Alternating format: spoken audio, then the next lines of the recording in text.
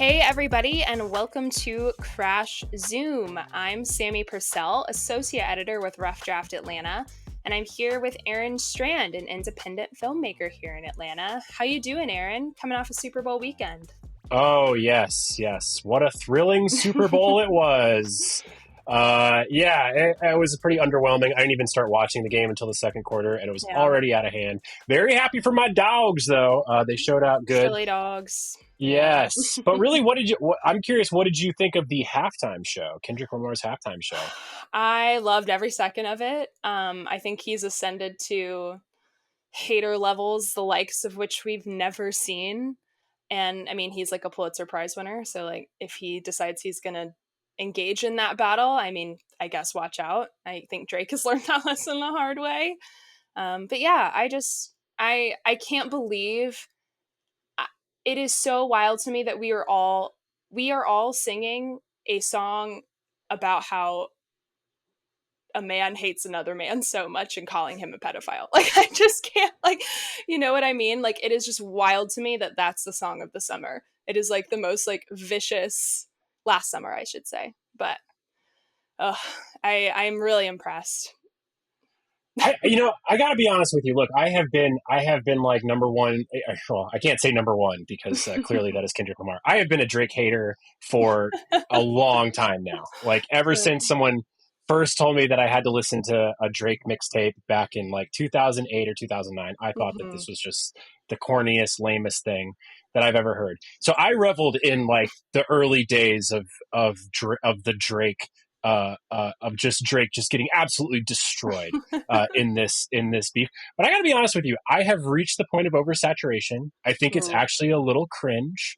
I think like it was cool when it was a song dropped on YouTube in the middle of the night that all of a sudden became like a club banger and how like a diss track could like ascend to that. But now that like the beat is like the backing of these major corporate kind of experiences, I find it a little icky. And I think the pedophile stuff, like for an artist like Kendrick Lamar to kind of take his prime insult just directly from the pages of QAnon is certainly apropos to our times, but I find it a little bit unsettling. I got to be honest. I will say, and obviously Drake has never been accused of pedophilia credibly. We should say that, just like disclaimer, like there's no verifiable evidence of that at all. But his interactions with young teen stars, I will say, I think has stretched outside of QAnon status. I will say it's like fully Twitter stuff. But no. I understand that he's pulling from culture, like actual cultural zeitgeist, actual video evidence. However, the sort of just blanket accusation of you're a pedophile and you can't say anything back to me after that. Well, he's suing him. Well, he's suing UMG. Well, yeah, but suing for that reason specifically, I think. Or that is at least one of the core tenets. There's actually a really interesting, The Daily, before the Super Bowl, did a very, I thought, like well-researched and well-done kind of interesting 30-minute little podcast on like how this happened, the history of like rap beefs and like what is permissible and what is not permissible. And also how like this lawsuit will probably be viewed in the culture as like, which like, you know, I'm not here to comment on that, but like Drake going a little soft, like he couldn't handle the beef, you know? Yeah, totally. Oh, but yeah. It was really interesting. I really recommend it. And it also got into like what I think is so great about Not Like Us is he is using Kendrick, is like using the Drake pop hit blueprint to like basically to like it's just so totally. No, I'm here for all of it until it becomes a backing beat to sort of a massive Coca-Cola NFL ad, which I find to be a little weird. I totally agree with the corporate thing, but I don't really pay attention to that kind of stuff. I'm not gonna lie. I don't let that get in the way of my enjoyment of the song or of his like completely borderline sociopathic staring into the camera going, "Say Drake." I really can't. I have to respect the game at this point. And we should say Drake has said some pretty gnarly stuff about his behavior towards women as well. You know what I mean? Like, it's been pretty nasty on both sides. He just like ended it with this. He did. He did. No, no, no. I think we're well past a sort Yeah. of rehashing, keeping score of the Kendrick Yeah. Drake beef. I think it's more of just how the legacy and how it ripples through the culture into the future. Yeah, for sure. I mean, the fact that like the Super Bowl picked him for this when you think about the content of that song is wild. Yeah. Yeah. Anyway, let's move on from that. But we have an exciting announcement here. So, if you've been listening to Crash Zoom for some time, this is an exciting new step in our little process here. So, we recently partnered with Rough Draft Atlanta, which is my media publication. So, you'll now be able to find the podcast there on our website online every week. It'll also be featured in my newsletter scene, which is film and entertainment based every Friday. So you can check it out there too. And yeah, we're really excited about this. I think it's going to be really great for Crash Zoom as a whole. Yeah. Yeah. Mhm. Shout out to Rough Draft for bringing us on and for hosting the podcast. So thank you so much, Mhm. Rough Draft. Yeah, thank you guys. And if you haven't listened to Crash Zoom before, if you're joining us for the first episode, first of all, welcome. What we like to do here on Crash Zoom is we take a look at the big ticket industry news items, film industry news items, and try to figure out why those news items matter to the independent creator. So that's what we like to do here. If you listen today and you like what you hear, please hit that subscribe button. You can listen to us on Spotify, Apple, or wherever you get your podcasts. You can also watch us on YouTube if you want to see our beautiful faces at Crash Zoom Podcast. And be sure to rate and review too. That really does help. So definitely check us out there. And before we dive into the news items, we like to just kind of take the pulse of what have we been watching lately. So, Aaron, what have you been watching? Sammy, you can go ahead and skip me. I have not watched Oh anything. no. I am in I am in a visual medium aesthetic stage where I'm simply just I have too much work to do and I am not Mm. watching anything. So for the second week in a row, the only thing I've watched is Zootopia, which I don't want to rehash. So Sammy, tell We me don't need what have you been watching?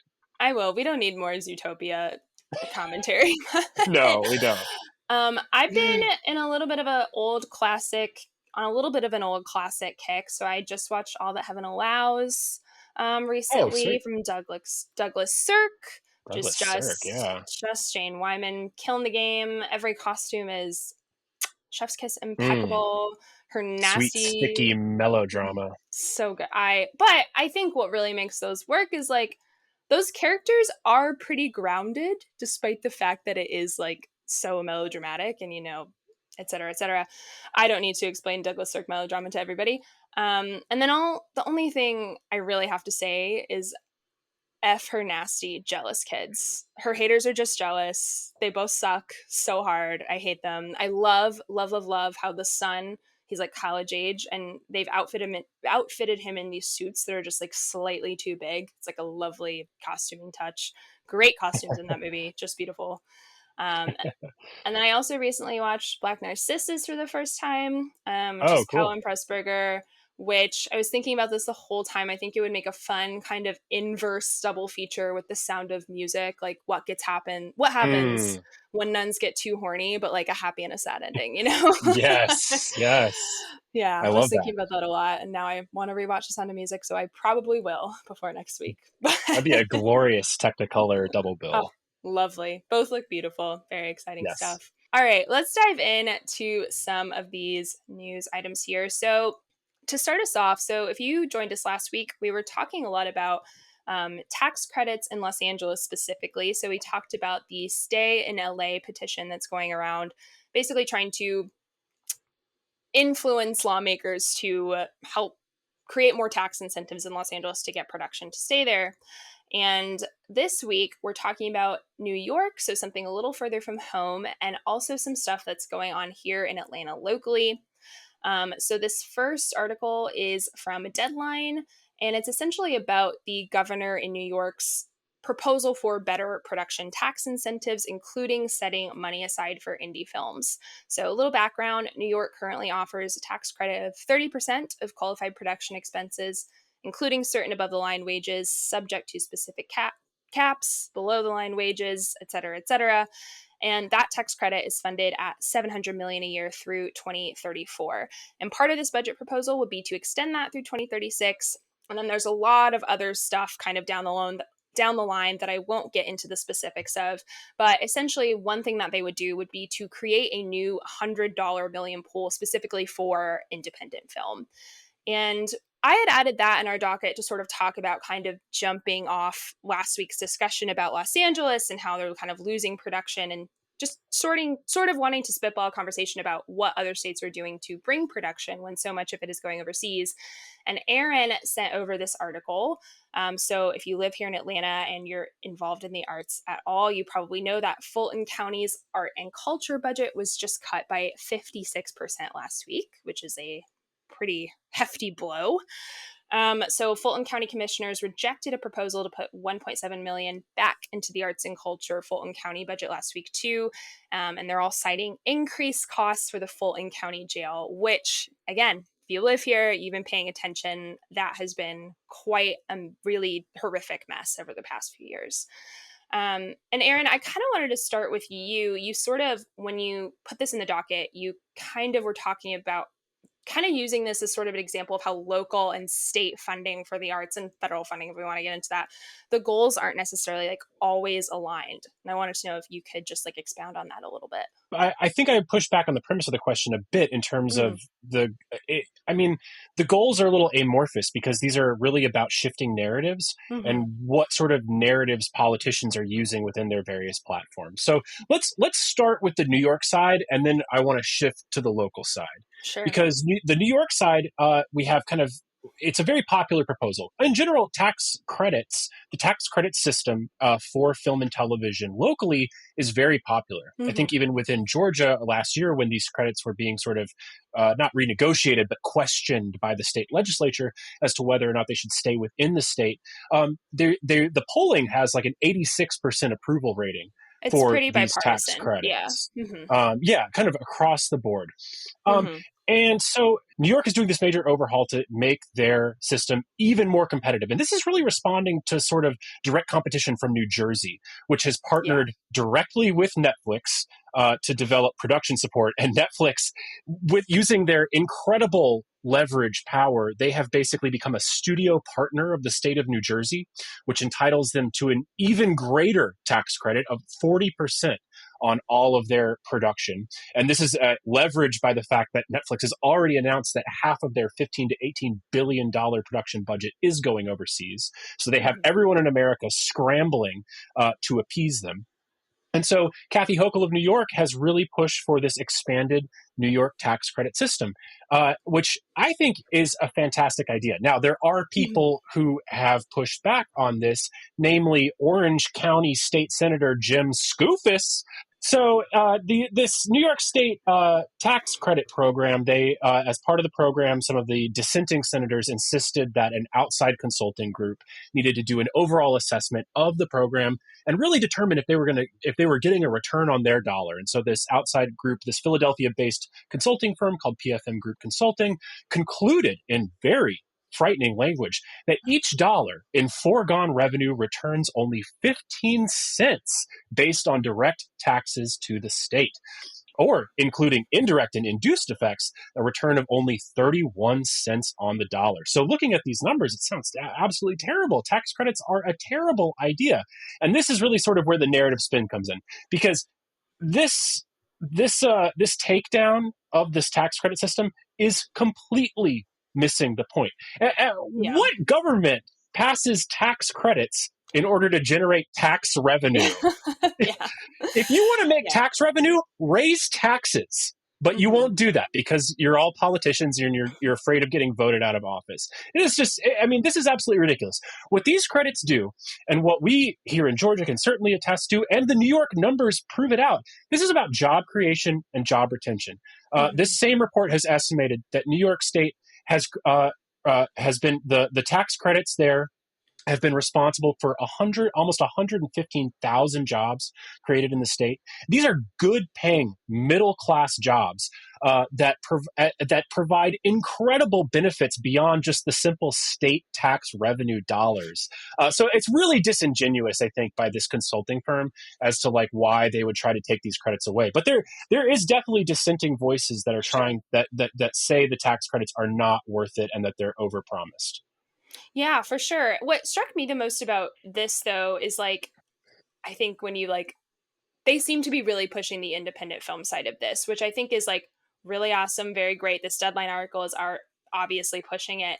And I that obviously comes from like a long tradition of New York being like an independent film hub. So like when you talk about narratives, like them creating this big pool, or I guess relatively large pool for independent film, indie filmmakers, continues that narrative. And I think particularly when you put that like in contrast with what's happening in New Jersey with Netflix, like that's definitely part of the narrative, right? But as far as what you just said about that report, yeah, I can't imagine any one of these politicians actually believes that the reason they're offering tax incentives is to get more tax revenue. That seems, I would hope that they're all a little bit smarter than that. I don't know though. Who knows? No, no, no. They listen. They put it out there because it sounds scary. Because they're Yeah. counting on people to not think twice about it. And it took me like an hour of research to kind of get to the bottom of like, wait a minute, 15 cents of tax revenue for every for every tax credit spent. Mm-hmm. That's not a 1-to-1 ratio. You know what I mean? So it's very manipulative. And ultimately, Mm-hmm. what this boils down to is so you have a $700 million tax credit program. New York State has 19.5 million people. You're essentially asking Yeah. every citizen to pay $36. It's $36 per Mm-hmm. citizen. And the end result of that $36 is you're delivering not just 115,000 good paying middle class jobs to hardworking New Yorkers, but you are generating the greatest PR campaign, or you're essentially funding New York's in-house PR campaign for that entire period. Because New York is Mm-hmm. the most cinematic city in the world. It's an incredible PR buy. I mean, you listen. Mm-hmm. I'm currently spending money on my little independent film PR, and it's way more than $36 a year. Let me tell you. Sure. So Yeah. it's incredible value of what they're getting. And so I find it all really disingenuous. The other thing that the report brings up, that the critics of these tax credits often bring up, is they speculate that a lot of the productions that take advantage of this tax credit, such as for example Saturday Night Live, a lot of these productions they would shoot in New York regardless. But I have Mm-hmm. to pose a question to that and say, would they? And with that question, I'm going to take us into Aaron's old timey history Oh my story. god. Wait, what am I calling this segment? I don't Let's. know. You should And with get that some like question, music and, yeah, no, no, no. do I like think a we need to whole make this a segment. Okay, here we go. And with that question, we're going to go to Aaron's old timey history lesson. we'll workshop that. It'll be good. So, Sammie, have you ever wondered why all those fantastic New York movies from the 1950s and 1960s were not actually shot in New York? I'm talking The Apartment, West Mm-hmm. Side Story, Rear Window. None of these movies were actually shot in New York. Mm-hmm. And then all of a sudden in the 1970s, you have these amazing New York films that were actually shot there. Taxi Driver, French Connection, Dog Day Afternoon, Kramer versus Kramer. I could go on and on and on with 70s New York movies. Well, this is all thanks to one man, Mayor John Lindsay. So John Lindsay, he became mayor of New York in 1966 with the promise to restore New York to its post-war glory. His first day in office, he was hit with a citywide transit strike. It descended the New York into absolute chaos. Over the next 12 days, it's estimated that they lost $800 million.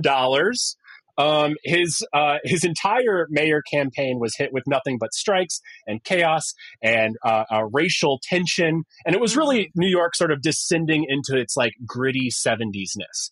But the one Mm-hmm. thing he was able to accomplish is that he founded the mayor's office of film, theater, and broadcasting, which was the first municipal state office designed at coordinating film production. This gets toward the core reason of why none of these 1950s and 60s films were actually shot in New York. Because if you wanted to shoot in New York City, before this office, you had to get permits from 20 different offices, okay? Your production would inevitably get stopped by some board or office or cop or mobster who would generally demand a bribe for you to continue filming. So Mayor Lindsay cut through all that by creating a centralized office that would expedite the permitting process. New York went from hosting 2 feature films in 1965 to hosting 366 feature films during his 8-year career. Okay, and this model is the model that has been adopted across the world in order to Mhm. help aid film production. So, and then you get into like, well, some of the criticism is like, well, some of the movies, if we tax incentivize films to shoot in New York, they might not portray New York in a positive light. What about then?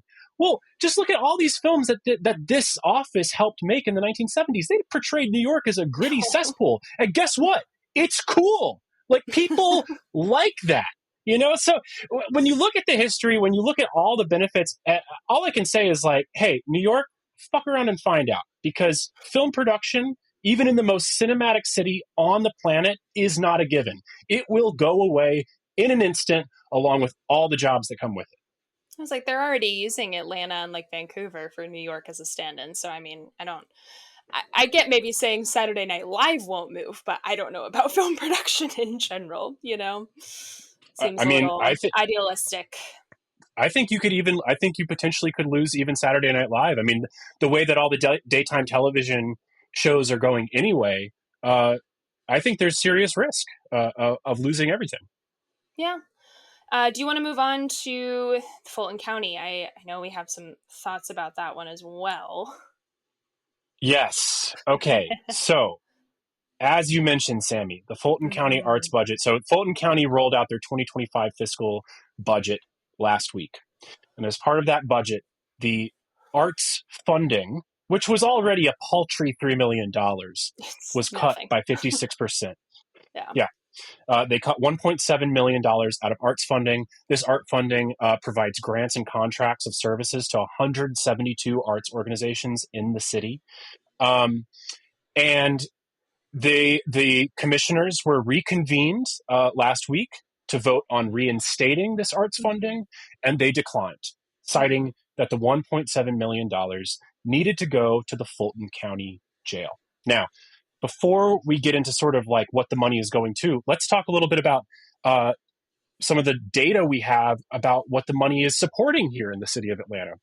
Chris Escobar, the owner of the plaza, was quoted in multiple articles Mhm. citing a study from the city of Atlanta that basically shows for every dollar invested, and granted, this is not a tax credit investment, this is like a pure grant Yeah. investment. So it's a totally different calculus. The city is getting almost 16 times that dollar in tax revenue generated. Okay, it's an incredible return on investment. The state of Georgia is getting 20 times in state tax revenue from the dollar invested, and the federal government is getting close to 25 times the tax revenue. The city of Atlanta, nonprofit arts organizations, they create nearly 13,000 jobs, and they doled out $616 million in wages. This is Mhm. a legitimate business force that is funded through the tiniest amount of grant funding. The Mhm. state of Georgia ranks last, I should add, Yeah. in every state in America in terms of state and local funding for the Mhm. arts. Now, let's talk a little bit about where this money is going. The $1.7 million going to the Fulton County Jail.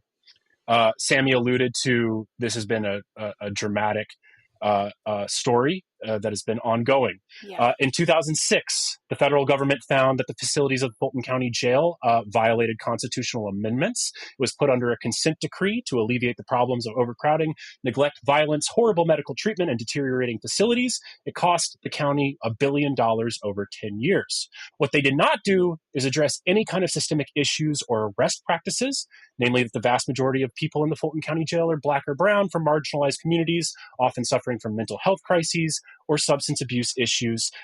80% of the jail population is in for misdemeanor offenses, and most Mhm. of those are awaiting trial. But just by coming into contact with the criminal justice system, the likelihood of re entering that system increases dramatically. So things have only gotten worse. Since Yeah. 2021, 32 people have died in Fulton County custody, most notably a man named LaShawn Thompson. a man who was suffering from schizophrenia and bipolar disorder, who was detained for misdemeanor assault, and he died in 2022 after Mhm. severe neglect, where he was essentially abandoned and starved for 40 Covered in bed days. bugs. Yeah. His body was found Mhm. emaciated and infested with insects. So the federal government came back in, issued another consent decree saying that the Fulton County Jail is violating the 8th and 14th Amendments to the U.S. Constitution. Here's a quote from their report. Housing units are flooded from broken toilets, roaches, rodents, and pests abound. Standing water, exposed wiring, and vermin make living areas unsafe. The jail does not provide enough food, leaving people severely malnourished. So, who's in charge of this mess? Well, currently it's Sheriff Pat Labat. He was elected to sheriff in 2021. His office commands a budget of nearly $200 million, 20% of the Fulton County budget, and yet it's still never enough. To address Mhm. the issues at the jail, the commissioners have opted to send an additional $300 million in renovations to avoid a property tax increase. And yet, Fulton County continues to over incarcerate almost 3 times the number of people in comparable counties. They're paying other jails to house extra inmates. They paid $4 million to LaShawn Thompson's family for the settlement of this wrongful death, of his wrongful death. In addition to this, Labat is completely corrupt. His office spent $2 million of an inmate welfare fund, money that was supposed to go to helping these inmates survive in these horrible conditions. His office spent it on new cars, new uniforms, and $39,000 in honey baked ham gift cards to their Mhm. own staff. He had a corrupt $2 million deal with a medical bracelet company called Valtrex that claimed they could monitor inmates' vital signs, but it was never implemented. He doesn't pay his contractors. And on top of all that, he's asking for a brand new jail that will cost the county $2 billion. He's Mhm. supported in these efforts by Fulton County DA Fannie Willis, who has attempted to launch her national political career through a bunch of botched show trials. The first of Donald Trump, which she ruined by having sex with her prosecutor, and the second, this RICO case against rapper Young Thug, the longest case in Georgia court history that essentially amounted to nothing, spent millions of dollars in taxpayer money. Her office gets nearly $40 million, and she's threatening to sue the commissioners because she doesn't think it's enough. I mean, the Young Thug trial alone could have funded the Fulton County arts programs for years. So here you have 2 people who are not incentivized to improve the conditions of the jail because their office can basically blame whatever problems that they create through corruption and mismanagement, and they can always spin it into the story that they need more money to do their jobs. And then furthermore, they're incentivized to keep the jail as disgusting as possible because it's essentially a torture technique that forces a majority of inmates who don't have the privilege of affording a trial to accept worse and worse plea deals. These are politicians who lean into this tough on crime rhetoric, but they're completely disingenuous and only demand bigger and bigger shares of taxpayer money. And the Fulton County, I mean, if the Fulton County government or the state of Georgia cared about addressing the systemic issues around crime and dispossessed people, they would reallocate this money to real social services, Medicaid expansion, education, SNAP benefits, and arts organizations that serve as an essential bulwark against people falling off the cliff of society. So Mhm. the fact that they come out here and say that they have to reduce the arts budget, which is actually making the city money by 1.7 million for an ever expanding prison industrial complex, it's just disgusting. It's shameful. It gets me so angry, and it's a disservice to this community. It's a war on poor people, and it drives me crazy. Yeah, I mean, just bouncing off what everything that you just laid out, there have been like no credible studies that actually spending more money on crime or spending more money on whatever actually leads to a decrease, right? Or actually like leads to like a better quote unquote society. And then also, what you just said about education and arts, it reminded me, and I always watch this video when it comes up. I think it was James McAvoy, and I can't remember what he was on or where he was giving this interview, but he was, and obviously this is kind of tied to England, which has another larger problem with the arts and who is actually afforded like access to like arts education, et cetera, et cetera. But James McAvoy was sort of talking about like the importance of arts education, and like everyone seems to think that like defunding the arts is sort of like an easy, like, well, we don't need this isn't important. It seems to like have a lack of importance for a lot of people. And the way he described it, which I've always really liked, is he essentially said, I haven't watched the video. maybe in about a month. I watched a lot, but so sorry if I'm misquoting him a little bit. But he essentially said, the thing about art is like, if you read something as a kid, or if you have access to, like, I don't know, Shakespeare or Toni Morrison, or if you have access to a Billy Wilder movie or whatever it might be as a child, that can sort of open your eyes, yes, to art, but it also can open you up to like a different way of living. Like, it opens you up to this belief that, like, I can move beyond my circumstances, or there are other sort of like opportunities or viable ways that I can move within the world that have nothing to do with where I am now. And I always thought, he says it much more eloquently than I just did. We should link to it if I can find it. I'll try to. But that is something I'm always reminded of whenever these conversations about like slashing arts funding. And this is, obviously we're talking here about movies and that is affected by this, but this is like all arts funding. It's so many different arts organizations and they're all important. And defunding art and education, separate issue, doesn't help. It just never helps. Yeah, I thought you said Mhm. it very eloquently. Thank you. I thought you, yeah, He says it with a because, Scottish accent, though. It's very nice. well, we can't, yes, yes, us Yeah. Americans, we can't help but grunt out our eloquence.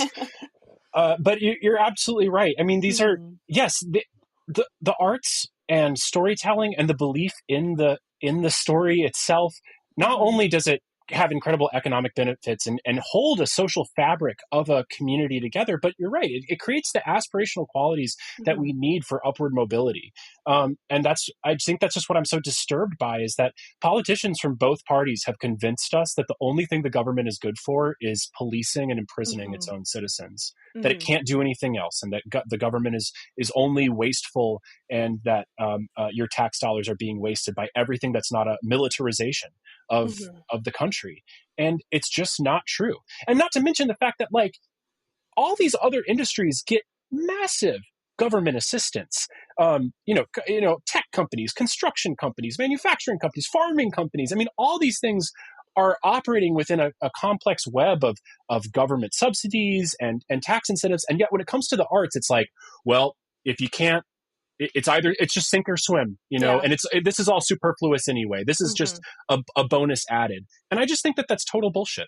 Yeah, it's not essential, which like it totally Right. is. But yeah, Listen, I appreciate you letting me get my rant off. of Reading course. the news this week it has just really upset me here locally. This Mhm. is happening across the country, and then Mhm. to tie it back to the New York tax incentives, this speaks to why state level arts efforts are so important, Yeah. because on the local level, the lack of an engaged and informed populace and the ability for these sort of local DAs and sheriffs to sort of steer the political power in their direction, it is Mhm. just so overwhelming. And so we need these sort of state level efforts to save the arts here in this country, because they Mhm. are under serious threat, and the film industry in particular.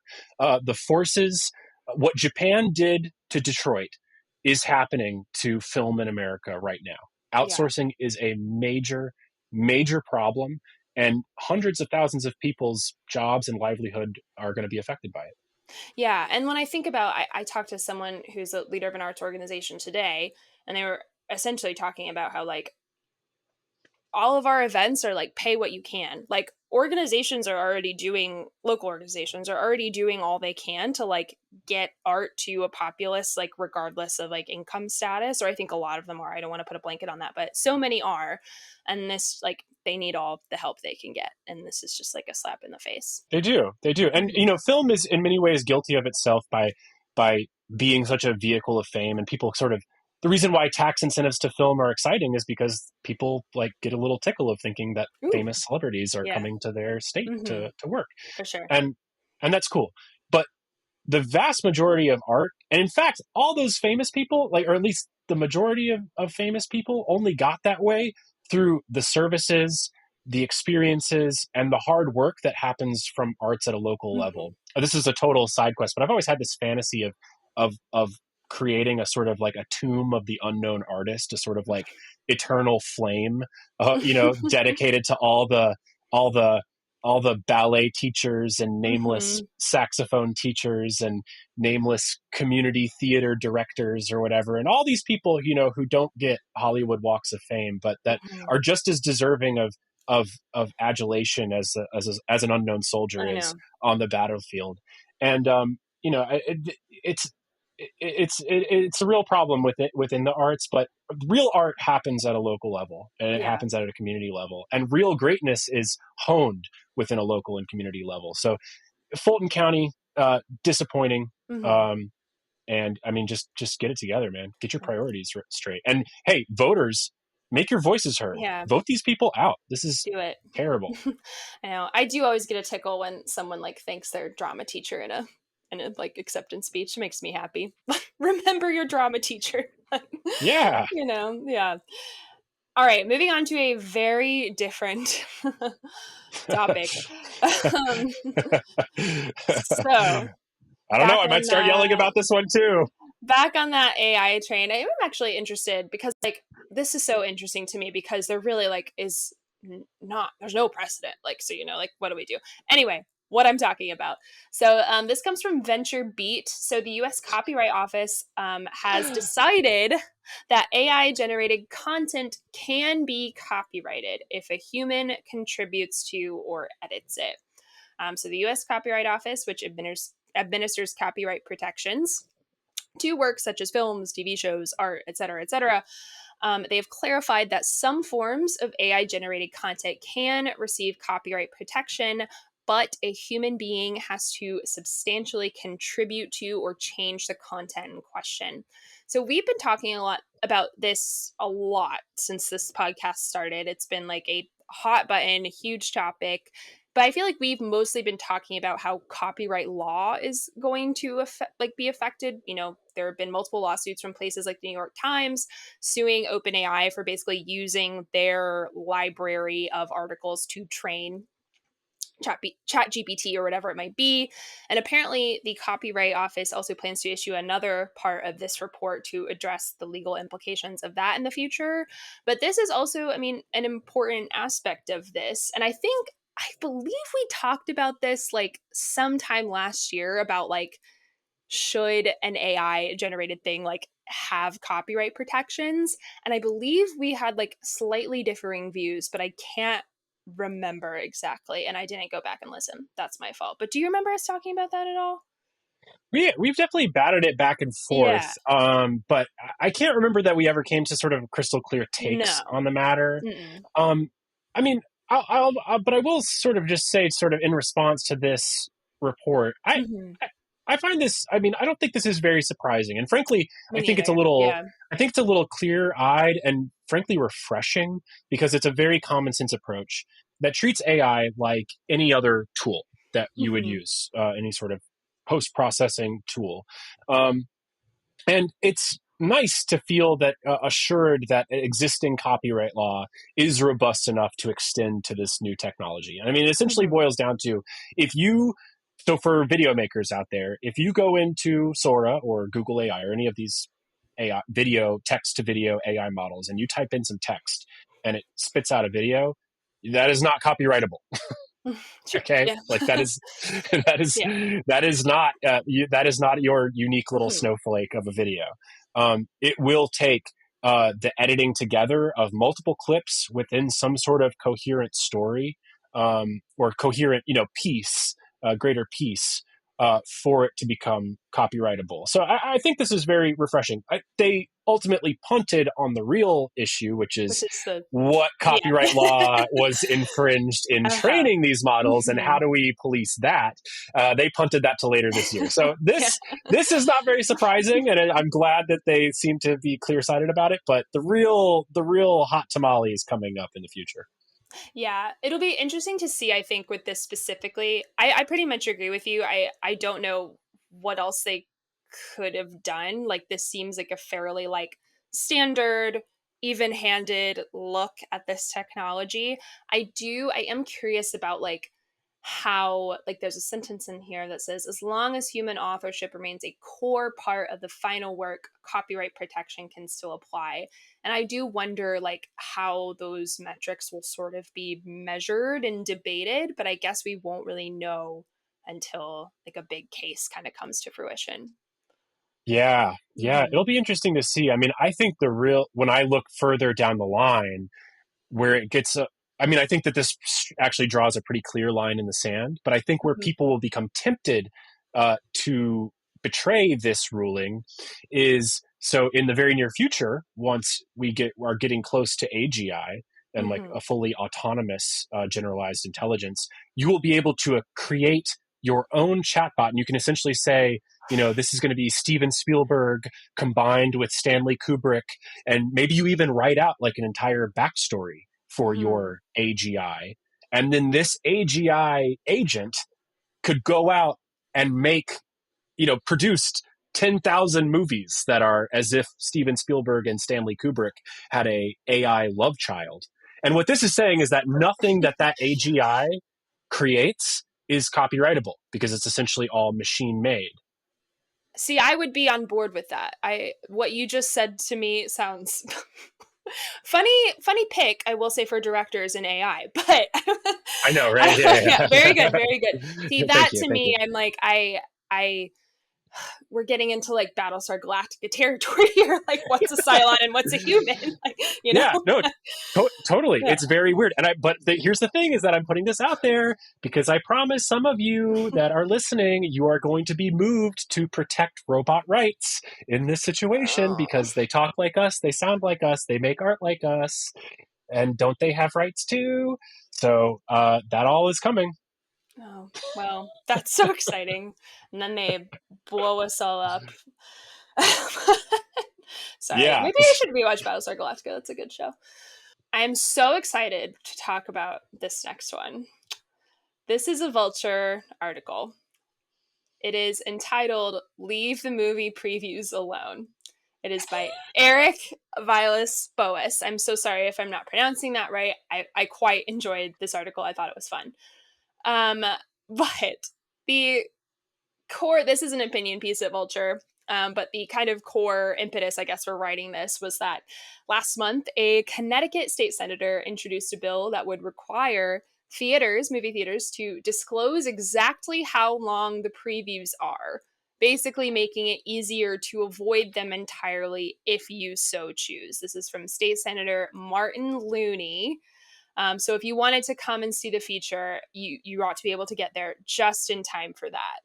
And this article kind of goes into the authors or the journalists' sort of ideas of why this is a bad idea, and most of that kind of gets down to like ad revenue and like helping movie theaters break even. Because I am so listen, watching Maria Menounos on Nuvi for 20 minutes before a movie starts, like I totally get how that is annoying.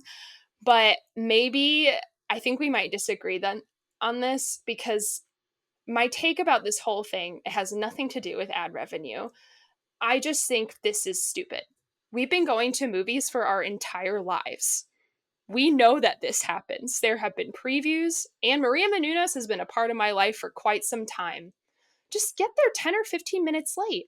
Talk during the previews. No one cares. Everyone's on their phone during the previews. That's not like the sanctioned part of like movie going. I just like, I think we're adults. We know what going to an AMC is like. You can plan accordingly. You don't need legislation. Like, I don't know. Well, Sammie, I sent this article to you because based on the headline of that Senator Martin Looney, great patriot, great guy, God. that passed this bill requiring advertisement trailer disclosures. At first, I thought I was going to come onto this podcast and enter into Old Man Corner, and I was going to defend this. But I have to say that after reading the article and thinking about it a little bit further, I am on your side. You are correct. Thank We you. all Grow just up. Like, yes, yeah. yes. We don't need the government to come and sanction the trailers. Even though I will say, I mean, ultimately this boils down to sort of just an opinion of do you or do you not like trailers? And I hate trailers. I Yeah. See, I absolutely don't mind despise trailers. them. But I also, and that's totally fine. So just show up 15 minutes late. Whatever. Go to the bathroom. Go get a drink. Like, talk to the person you're with. I just like, this is what I say to Martin Looney, that great patriot. Grow up. Come on. Have a Yeah, conversation. Like, yeah. Right. Once again, America puts on the individual the onus of navigating the world of unfettered capital. So yeah, I just just, another thing that we need to balance, and you need to be an insider to know, when the trailers start and stop. Um, I guess we should say there is a ton of stuff in here, pretty well researched stuff, sort of about like, like these ads do help keep movie theaters alive. Like if they took them out, perhaps our tickets would cost more, like, et cetera, oh et my cetera, God. et cetera. Yeah, yeah. So So, I like, mean, yeah, I shout out to the Avon Theater of Stamford, Connecticut, that was cited for this article. yeah, An independent theater that I looked into, who basically says they get like $2,000 to $3,000 per 4-week ad buy that they yeah. run before their films. All I can say is, Hmm. thank God, most of our independent cinemas here in Atlanta do not run ads before the I movies. It was seems about so to absurd. say there are so like few. I actually really do appreciate that about specifically the Plaza and Terra. And I feel like the previews are like always older previews, so it's like ooh, like kind of fun, especially if Yeah, you're seeing like a retrospective or whatever it might be. it's always previews that community partners like me Yeah. have cut together Oh, specifically for the movies that we're playing at the theater. setting you So it's up for all, that. yeah, it's all very UGC, right? User Yeah, yeah, generated content. very Um, fun. uh, but yeah, no, yeah, shout out to the Avon Theater, and I will know from from having a relationship with the Plaza here. I mean, the cost of maintaining the theater, particularly the projection equipment, any sort Hmm. of repairs to that projection equipment. There are not many people that do this anymore. So every repair, the repair company is incentivized to charge you an arm and a leg because they Sure. essentially have a monopoly over the area because there's Hmm. there's no one else competing with them. So it is incredibly expensive to do this stuff, and the costs of running a theater are very high. So I want all the theaters to succeed. I want the theaters to grow. So play your stupid previews, and I guess I'll just show up 15 minutes Just show late. up late. I've never really, when I was younger, I like loved previews. I loved them so much. I think because I couldn't see, like, when you're like 7, I can't see like a rated R movie or like, so like a really scary trailer would come on. And that was like my way of being able to see the scary movie. Like I couldn't actually go see it by myself or whatever. And as I've gotten older, I completely understand that most trailers are bad. I will say that. But I completely understand like people's kind of like, oh, it ruins too much. Like I kind of want to go in like a little more blind, like et cetera, et cetera. But I can think of one movie that has been like ruined for me by a trailer, and it's Megan, the AI doll robot movie. That's the only one because I don't think they should have included the dance in the trailer. I think it would have hit harder. But that's the only time I can remember in recent history being like, oh, that kind of sucks. I think I would have enjoyed this more if I hadn't seen the trailer. Yeah, I've actually heard this kind of floating around recently that Hmm. that the trailers and everything are ruin the platonic ideal of movie watching, and that the best way to watch a movie is to go in blind. I could not disagree more. I think Yeah, this I is such a don't. It's terrible. fine. Yeah. So, It what's your destroys. vendetta against trailers? Well, I just hate trailers because they're loud and obnoxious, and it conflicts with my deeply white person need to be punctual to Oh my everything. god. I have a physical compulsion to show up 5 minutes early to everything that I Yeah, I do. do It's a too. problem. Mm-hmm. It's horrible. And my father has imprinted on me so deeply, not just in the need to be punctual, but also in his deep hatred of movie trailers. Because it's such a conflict when you're this Caucasian, to show up always early and then have to be assaulted in this way. So, that's really sort of a me problem, and I really blame my father. So, for all of that. But getting back to sort of just the premise of a trailer, I actually love the premise of a trailer because it Yeah. imitates the way that we talk about these things in real life. Mm-hmm. Oh, you should go see this movie. Oh, really? What's it about? Oh, let me tell you what it's about. Mm-hmm. Blah blah blah blah blah. Like that's just how people talk. So whoever's out here saying that we should just you should only watch movies that you know nothing about, ridiculous take, ludicrous take. I don't know what Yeah. weird sanitized bubble world you want to live in. I don't think that's true at all. I am sympathetic to the idea that most trailers are bad, but And again, trailers never really ruined a movie going experience for me, besides Megan, which I think I would have had a better time at if I didn't know that she was going to do that dance and it was a surprise. Guys, it is a great dance. It's pretty good. Yeah, yeah, yeah. Wow, I didn't realize you were so passionate about Megan here. I just think my other take is Megan should have been rated R. It's PG-13. It's just tough, but What could yeah. have been enhanced? I didn't see it, so. It just could have been a little gnarlier. Kills could have been a little better. She could have cursed more, I don't know. Mm, It just could have been mm, like a little more like Barbie Chucky than what it ended up being, if that makes sense. mm, Yeah. mm. Mm-hmm. Yeah, that sounds good. Right. That sounds good. Haven't seen it, Yeah. won't see it, but I'll see the second one at some point. I'm sure we'll get a screener, so I'm actually excited. It's a prequel, and it has a really confusing name because it's like Megan, the first Megan, sorry, this is such a tangent, but the first Megan, she had like a 3 for the E in her name, which makes it seem like it's Megan 3, but it 3, yeah. wasn't. I think maybe that was the model number or something. I'm really not sure. But this one is a Yeah. prequel, which I'm so confused about how that will work considering where the last one ended.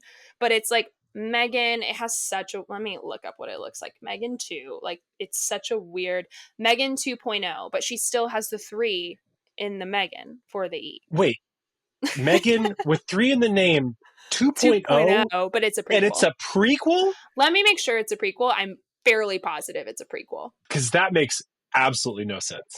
Okay. Oh no, it's not. Oh my god. Okay, great. Whoa, this is a crazy logline though.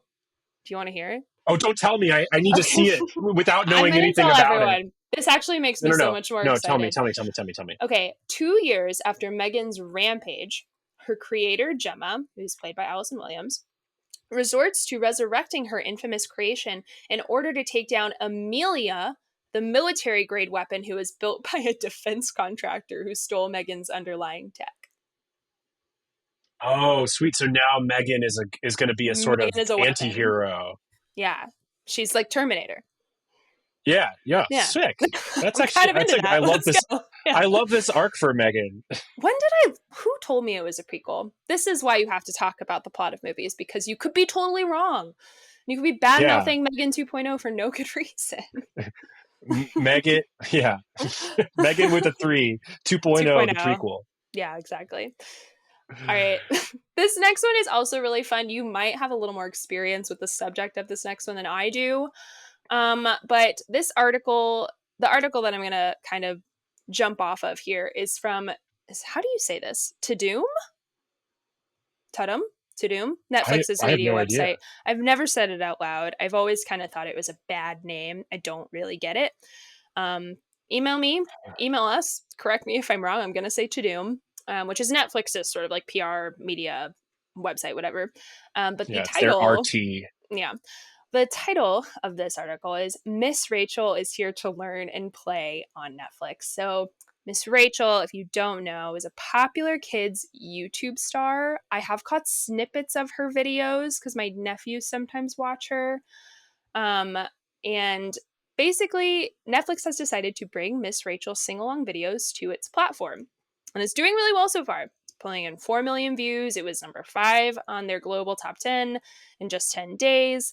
They've done this before, but they did so kind of trying to force the YouTube creator to kind of fit into a typical television format, which I have not watched Miss Rachel on Netflix, but from what I understand, it's more of like a just kind of cutting together her episodes type deal. I wanted to ask you about your relationship. Does your daughter have a relationship with Miss Rachel? Is she here to learn and play with Miss Rachel? She is actually not. Oh, wow. Most of the Mm-hmm. parents that I know, their kids do watch Miss Rachel. Yeah. We have, I have introduced Miss. I have let Satya watch Miss Rachel before, and Mm-hmm. she just never really got into it. Okay. She really likes Sesame Street, Mm. and she really likes movies. Yeah. So when she gets her very limited screen time on the weekends, that is Nice. generally what happens. So we have not. I Zootopia. Yeah. Yeah, Zootopia. I have nothing against Miss Rachel. No. I think Miss Rachel is lovely, and I Hmm. think she makes good stuff. It just hasn't infiltrated into Infiltrated. our household. Okay, gotcha. Yeah. And then, I mean, Although kind of.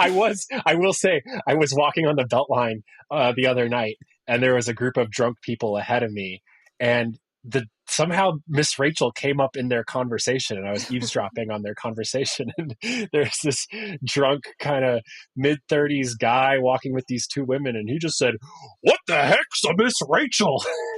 I, I just remember thinking to myself, So, "God, you rube, uh, you ignorant I slut."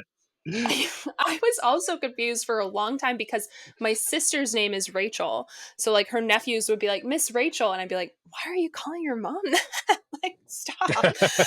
But no, she's a totally different person. She's become very, very popular. I think kids YouTube is like a real growing industry from what I can tell. Oh my But god, it's massive. yes, I mean, I think like I feel like we've talked, and I think you've sort of like talked about Netflix. Like this came up, I can't remember what we were talking about. But sort of Netflix kind of taking on like this role as sort of not to call Miss Rachel's content trash. I'm sure she helps kids learn, and that's lovely. But sort of taking on like a more like we're not going after like high art movies, high TV shows kind of thing. And to me, because they're like looking to kind of license content from other YouTube creators' libraries, this kind of fits like directly into that. Like we're not interested in television, we're interested in YouTube, which, funnily enough, we always talk about Netflix as sort of this big dog, but YouTube is like the one thing that is beating them in streaming numbers in the US. So Yeah, by like correct. So license, yeah. yeah, I mean, I really read this news first of all as a shot across the bow from Netflix to Hmm. YouTube, saying Yeah. we can come and get your stuff, And pay them a and we lot of money. we will take it from you. And I rag on Netflix on this show a lot Hmm. because I do think that their content, and I will just call it content when I try to Yeah. call other things not content, because I do think that their content is bad. But they're moneyballing entertainment, right? Hmm. Yeah. They're saying we are abdicating. I mean, they try to get the Oscars stuff. They do try to Like make their one little every year, pushes. something like that. Yeah, Yeah. but their overall strategy is that we can get 70% of the quality for 40% of the cost. That's their business model, and it's incredibly successful. Hmm. And now that they're going and saying we not only are we going to poach YouTube talent, but that we are going to keep YouTube production value, which has been traditionally the thing that they have been very resistant about. Like you said, they will take small lowercase s. I'm sorry, they will take lowercase c celebrities and put them on Netflix, but they're Hmm. going to give them the Netflix treatment. It's going to be very saturated colors. It's got to be shot with an up to standard camera. They have Yeah. very rigid standards on the cameras and everything that they demand for any of their shows to be filmed Yeah. on. But what this is saying is that they're willing to throw that out the door if the star is big enough.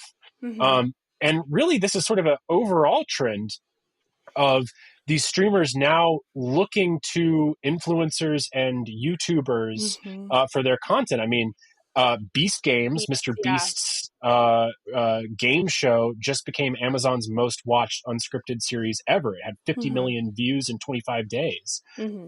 Max has a deal with those bastions of intellect, Jake and Logan Paul, and then my old friend of mine, Zach Justice from the Dropouts podcast, he has formed a production company called Dropouts University Studios, and they have a deal with MGM Alternative as part of Amazon. Hmm. So it's really this overall trend of sort of phone screen now going to small screen, and the small screen no longer is losing its pretensions around Yeah. production value and editorial control.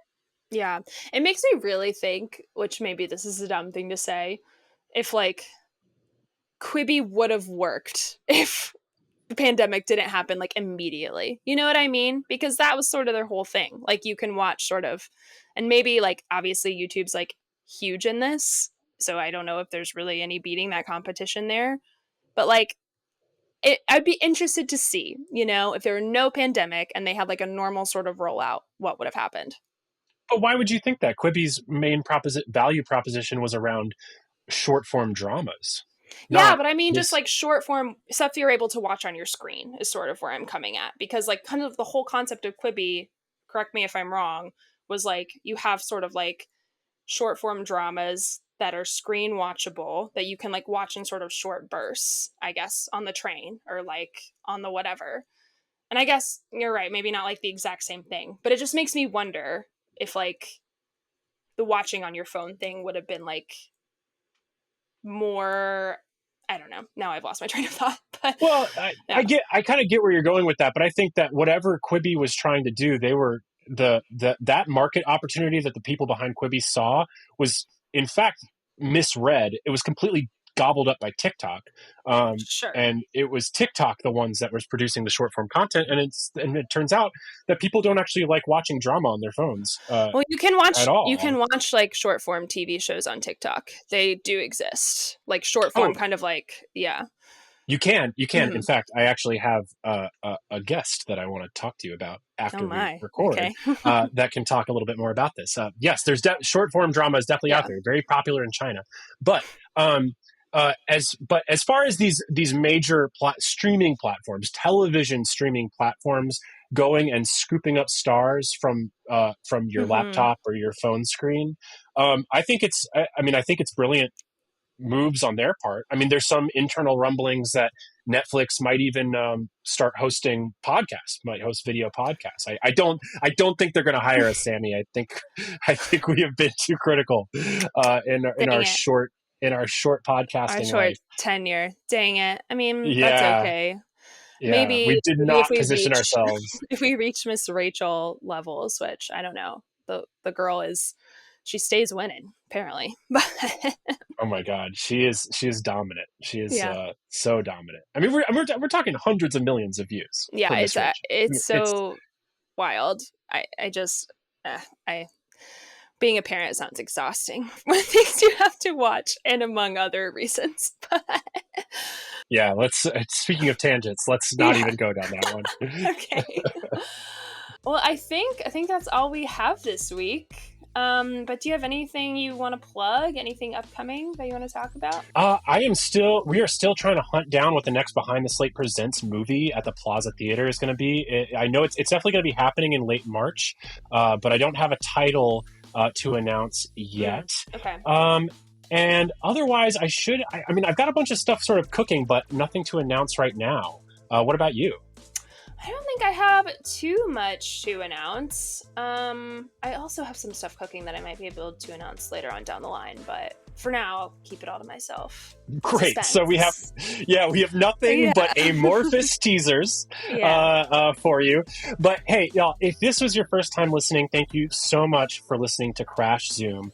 You can find us on Apple, on Spotify, wherever you get your podcasts. You can also find us on YouTube if you want to watch the video of the show. Wherever you find us, please hit that subscribe button and be sure to like, rate, and review. Please leave us a little note. A little review goes such a long way to helping this show become more accessible within the algorithm. So if you could do that, that would be really, really helpful. You can follow us on Instagram at Crash Zoom Podcast. You can follow us on TikTok, but our TikTok is a zombie TikTok because I got a new phone and I can't download TikTok. And you can always email us, crashzoompod@gmail.com. That's crashzoompod@gmail.com. We would love to hear from you. Sammie, this has been wonderful. Been And until great. next week, I will talk to you later. See you next week. Bye.